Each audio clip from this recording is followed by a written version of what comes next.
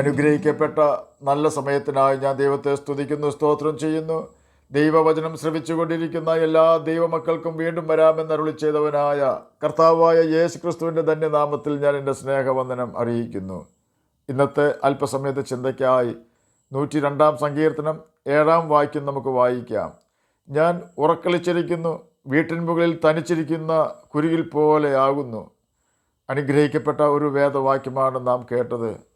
102 സങ്കീർത്തനം നമ്മുടെ കർത്താവായ യേശു ക്രിസ്തുവിനെ കുറിച്ചുള്ള ഒരു സങ്കീർത്തനമാണ്.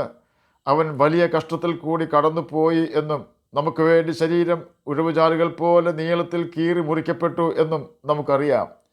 യേശു കർത്താവ് വീട്ടിൻ മുകളിൽ തനിച്ചിരിക്കുന്ന കുരുകിൽ പോലെ മാത്രമായിരുന്നില്ല, കാട്ടുചെന്നായ്ക്കൾ കൂട്ടത്തോടെ വന്ന് ആക്രമിച്ചപ്പോൾ തകർന്ന് തരിപ്പണമായി തീർന്ന ഒരു ആട്ടിൻകുട്ടിയെപ്പോലെയും ആയിരുന്നു. അവൻ യഹൂദാ ഗോത്രത്തിലെ സിംഹമാണെങ്കിലും നമുക്ക് വേണ്ടി അവൻ്റെ ശക്തി അടക്കി വെച്ച് ഒരു കുഞ്ഞാടായി തീർന്നു. നമ്മുടെ പാപങ്ങൾക്ക് വേണ്ടിയാണ് അവൻ കഷ്ടത അനുഭവിച്ചത്. നാമായിരുന്നു ആ കഷ്ടത സഹിക്കേണ്ടിയിരുന്നത്. അതും ഒരിക്കലും രക്ഷപ്പെടുവാൻ കഴിയാത്ത നിത്യ നരകത്തിൽ കിടന്നാണ് നാം നരകിക്കേണ്ടിയിരുന്നത്. എന്നാൽ നമ്മുടെ പാപവും അതിന് ഫലമായി നമ്മിൽ വന്ന ശാപവും പിതാവ് പുത്രനിൽ നമുക്ക് വേണ്ടി ചുമത്തി. നീതിമാനായ പിതാവ് പുത്രൻ്റെ അനുവാദത്തോടെ തന്നെയാണ് നമ്മുടെ പാപവും അതിന് ഫലമായി നമ്മിൽ വന്ന ശാപവും പുത്രൻ്റെ മേൽ ചുമത്തിയത്. നമ്മുടെ അതിക്രമങ്ങളും തെറ്റുകളും എല്ലാം യേശുവിൻ്റെ അതിക്രമമായി യേശു അംഗീകരിച്ചു. അവൻ നമ്മുടെ പകരക്കാരനായി ശിക്ഷ അനുഭവിച്ചു. ബ്രിട്ടനിൽ രാജകുമാരന്മാർ പഠിക്കുന്ന വിദ്യാലയങ്ങളിൽ അവനൊരു പകരക്കാരൻ ഉണ്ടാകാറുണ്ട് എന്ന് പറയപ്പെടുന്നു. രാജകുമാരൻ എന്തെങ്കിലും തെറ്റ് ചെയ്താൽ അവനെ ശിക്ഷിക്കുവാൻ കഴിയുകയില്ല. അതിനു പകരം അവൻ്റെ പകരക്കാരനെയാണ് ശിക്ഷിക്കുക. അതുകൊണ്ട് രാജകുമാരൻ്റെ പകരക്കാരൻ പലപ്പോഴും രാജകുമാരന് വേണ്ടി വലിയ ശിക്ഷ അനുഭവിക്കാറുണ്ട്. അതിന് രാജാവ് ശമ്പളം കൊടുക്കും. എന്നാൽ ഇവിടെ ഇതാ രാജകുമാരനായ കർത്താവായ യേശു ക്രിസ്തു പാപികളായി നമുക്ക് വേണ്ടി പകരക്കാരനായിരിക്കുന്നു. നമ്മുടെ പാപത്തിനും അതിൻ ഫലമായി നമ്മിൽ വന്നു ചേർന്ന ശാപത്തിനുമായി കർത്താവായ യേശു ക്രിസ്തു നമ്മുടെ പകരക്കാരനായി കഷ്ടത അനുഭവിച്ചു. നമ്മുടെ പാപവും ശാപവും അവൻ്റെ മേൽ ചുമത്തി. നമ്മുടെ പാപവും ശാപവും തൻ്റെ ശിരസിൽ വഹിച്ചുകൊണ്ട് കാൽവരി ക്രൂശിൽ നമുക്ക് വേണ്ടി തകർക്കപ്പെട്ടു. ആ യേശു 102 സങ്കീർത്തനം 7 വാക്യത്തിൽ കൂടി നമ്മോട് പറയുകയാണ്, ഞാൻ ഉറക്കളിച്ചിരിക്കുന്നു, വീട്ടിൻ മുകളിൽ തനിച്ചിരിക്കുന്ന കുരുകിൽ പോലെയാകുന്നു എന്ന്. 1 കൊരിന്ത്യർ 11 അധ്യായം 3 വാക്യത്തിൻ്റെ അവസാന ഭാഗത്ത് കർത്താവായ യേശു ക്രിസ്തുവിനെ കാണിച്ചു കൊടുത്ത രാത്രിയിൽ എന്ന് രേഖപ്പെടുത്തിയിരിക്കുന്നു. സന്ധ്യാസമയത്താണ് യേശുവും ശിഷ്യന്മാരും പെസഹ കഴിക്കുന്നതിനായി വിരിച്ചൊരുക്കിയ വൻ മാളികയിൽ കൂടി വന്നത്. അവർ പഴയ നിയമ പെസഹ ഭക്ഷണം കഴിക്കുന്ന സമയം യൂദ അവരോട് കൂടെ ഭക്ഷിച്ചിരുന്നു. എന്നാൽ യേശു അപ്പകണ്ഡം യൂദയ്ക്ക് കൊടുത്ത ഉടനെ സാത്താൻ അവനിൽ കടന്നു. ഇത് പറഞ്ഞിട്ട് യേശു ഉള്ളം കലങ്ങി, ആമേൻ ആമേൻ, ഞാൻ നിങ്ങളോട് പറയുന്നു, നിങ്ങളിൽ ഒരുത്തൻ എന്നെ കാണിച്ചു കൊടുക്കുമെന്ന് സാക്ഷീകരിച്ചു പറഞ്ഞു. ഇതാരെക്കുറിച്ച് പറയുന്നെന്ന് ശിഷ്യന്മാർ സംശയിച്ചു തമ്മിൽ നോക്കി. ശിഷ്യന്മാരിൽ വെച്ച് യേശു സ്നേഹിച്ച ഒരുത്തൻ യേശുവിൻ്റെ മാറിടത്ത് ചാരിക്കൊണ്ടിരുന്നു. ശീമോൻ പത്രോസ് അവനോട് ആംഗ്യം കാട്ടി. അവൻ പറഞ്ഞത് ആരെക്കൊണ്ട് എന്ന് ചോദിപ്പാൻ പറഞ്ഞു. അവൻ യേശുവിനെ നെഞ്ചോട് ചാഞ്ഞ്, കർത്താവേ, അത് ആര് എന്ന് ചോദിച്ചു. ഞാൻ അപ്പഗണ്ഡം മുക്കി കൊടുക്കുന്നവൻ തന്നെയെന്ന് യേശു ഉത്തരം പറഞ്ഞു.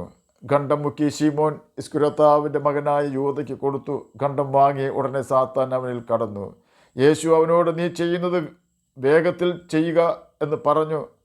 യോഹന്നാൻ എഴുതിയ സുവിശേഷം 13 അധ്യായം 21 മുതൽ 27 വരെയുള്ള വാക്യങ്ങളാണ് നാം കേട്ടത്.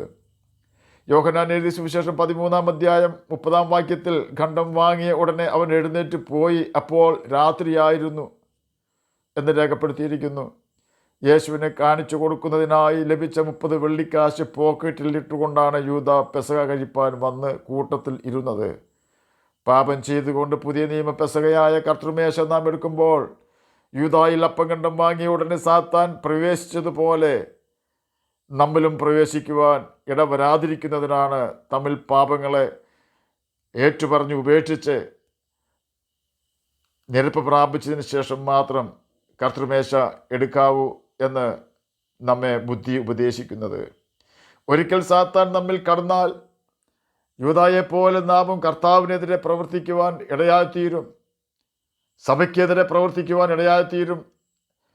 ദൈവദാസന്മാർക്കെതിരെയും വിശ്വാസികൾക്കെതിരെയും പ്രവർത്തിക്കുവാൻ ഇടയായിത്തീരും. ആകയാൽ നാം വളരെ സൂക്ഷിക്കണം. അപ്പോൾ രാത്രിയായിരുന്നു എന്ന് യോഹന്നാൻ എഴുതിയ സുവിശേഷം 13-ാം അധ്യായം 30-ാം വാക്യത്തിൽ രേഖപ്പെടുത്തിയിരിക്കുന്നു. രാത്രിയുടെ തുടക്കത്തിൽ യേശുവിനെ പിടിച്ചു ഉപദ്രവിക്കുവാൻ തുടങ്ങിയെന്ന് വിശ്വസിക്കുന്നതിൽ തെറ്റില്ല. അവന് ഉറങ്ങുവാൻ സാധിക്കാത്ത അവസ്ഥയായിരുന്നു. വരുന്നവർ അവനെ കുറ്റം പറയുകയും ഉപദ്രവിക്കുകയും ചെയ്യുന്നു. തീർത്തും അവൻ ഏകനാണ്. യേശുവിന് വേണ്ടി സംസാരിക്കുവാൻ അവന് ചുറ്റും ഒരു വ്യക്തിയെപ്പോലും കണ്ടില്ല. എല്ലാവരുടെയും കണ്ണ് അവനെ രൂക്ഷമായി നോക്കുന്നു. ശത്രുക്കളായ ആൾക്കൂട്ടത്തിൻ്റെ നടുവിലാണെങ്കിലും അവൻ മനുഷ്യവർഗത്തിൻ്റെ പാപവും ശാപവും ചുമന്നുകൊണ്ട് നിൽക്കുന്നതിനാൽ ഒരു കണ്ണിനും അവനോട് കരുണ തോന്നിയില്ല. അവൻ്റെ കന്നത്തടിക്കുന്നു, നിന്ദിക്കുന്നു, മുഖത്ത് തുപ്പുന്നു, മുഖത്തെ രോമം പിഴുതെടുക്കുന്നു, ഇടിക്കുന്നു, അടിക്കുന്നു, ശരീരം കീറി മുറിക്കുന്നു. തളർന്ന് അവൻ അവശനായിട്ട് പോലും അവനെ ഉപദ്രവിക്കുന്നതിൽ റോമൻ പട്ടാളക്കാർ ആനന്ദം കണ്ടെത്തി. പീലാത്തോസിൻ്റെ ഭാര്യ യേശുവിന് അനുകൂലമായി കണ്ട ദർശനം കേട്ടിട്ട് പോലും യേശുവിനെ മനസ്സിലാക്കുവാൻ പീലാത്തോസ് കൂട്ടാക്കിയില്ല. കാരണം പീലാത്തോസിന് യേശുവിനേക്കാൾ കൈസറായിരുന്നു പ്രധാനം. എന്നാൽ യേശുവിനെ ക്രൂശിക്കുവാൻ ഏൽപ്പിച്ച പീലാത്തോസ് തൻ്റെ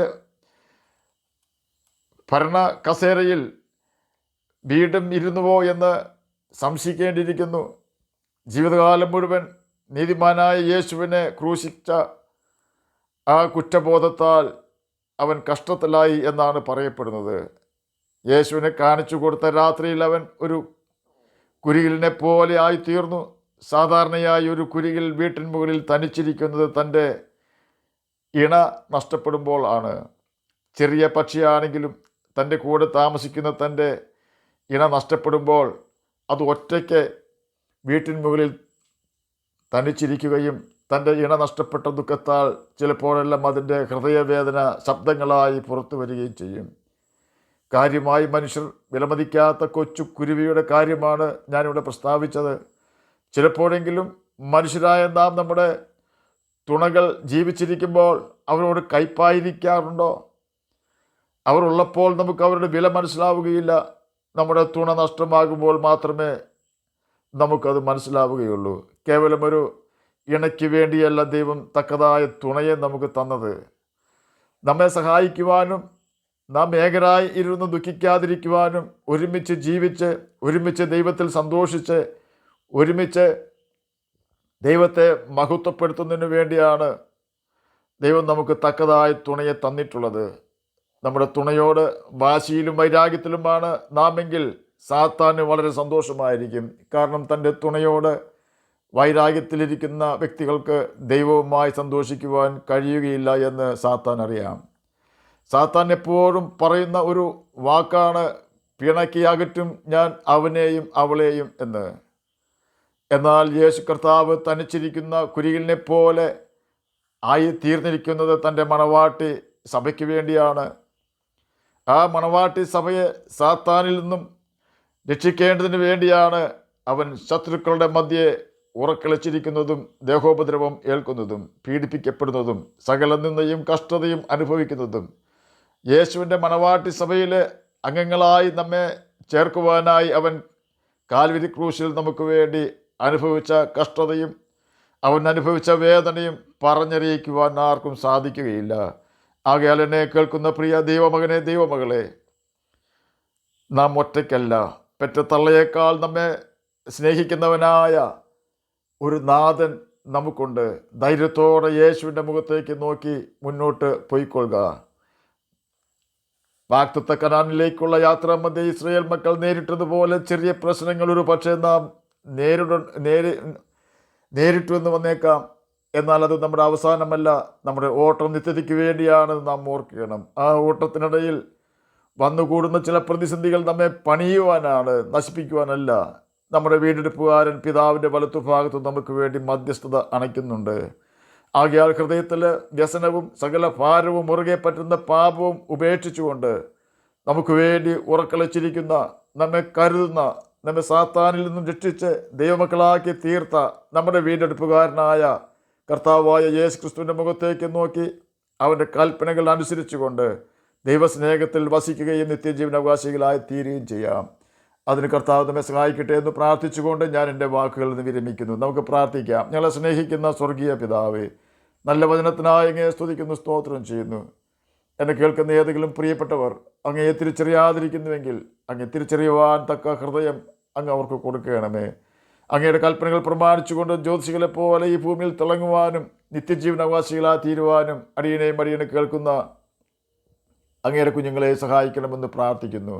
രോഗത്താൽ ഭാരപ്പെടുന്നവർക്ക് രോഗസൗഖ്യം കൊടുക്കണമേ. പഠിക്കുന്ന കുഞ്ഞുങ്ങൾക്ക് പഠിക്കുവാനുള്ള ബുദ്ധിയും ജ്ഞാനവും ഓർമ്മശക്തിയും കൊടുക്കണമേ. പ്രാർത്ഥന കേട്ടതിനായി സ്തോത്രം, യേശുവിൻ്റെ നാമത്തിൽ തന്നെ ആമേൻ. കർത്താവ് എല്ലാവരെയും അനുഗ്രഹിക്കട്ടെ. സ്തോത്രം.